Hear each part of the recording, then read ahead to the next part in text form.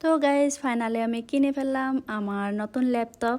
আসলে অনেকদিন ধরে ভাবতেছিলাম একটা ল্যাপটপ কিনবো, কিন্তু ফিনান্সিয়াল প্রবলেম থাকার কারণে কিনা হয়ে উঠতেছিল না।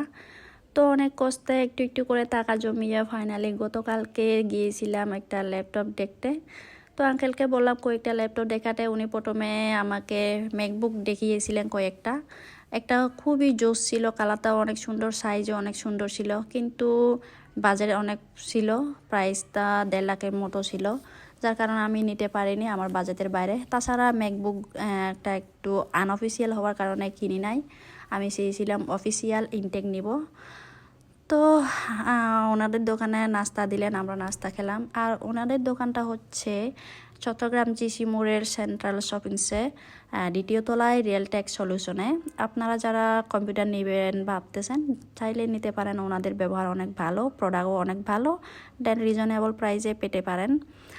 এই যে দেখেন, আমাকে হচ্ছে ডিরেক্ট আজকে হলে এসে ডেলিভারি দিয়ে গিয়েছে, তাও আবার ফ্রিতে। আমি কালকে প্রোডাক্ট নিয়ে আসিনি, ওনারা হচ্ছে যে আজকে দিয়ে গেছে। তো আমি হলে রিসিভ করলাম। তো রিসিভ করে আমি সোজা রুমে চলে গেলাম, গিয়ে আনবক্সিং শুরু করে দিলাম। আর এই যে দেখেন আমার ল্যাপটপ, এটা সিলভার কালারের, আমার খুবই ভালো লেগেছে। আপনাদের কেমন লেগেছে একটু বলবেন গাইস। আর আমি এসব কিনতে পারতেছি আপনাদের ভালোবাসার কারণে, আপনারা সাপোর্ট দিয়েছেন বলে কিনতে পারতেছি। আপনাদেরকে অনেক অনেক থ্যাংক ইউ। আমার সাথে সবসময় থাকবেন, সবসময় ভালোবাসবেন আমাকে।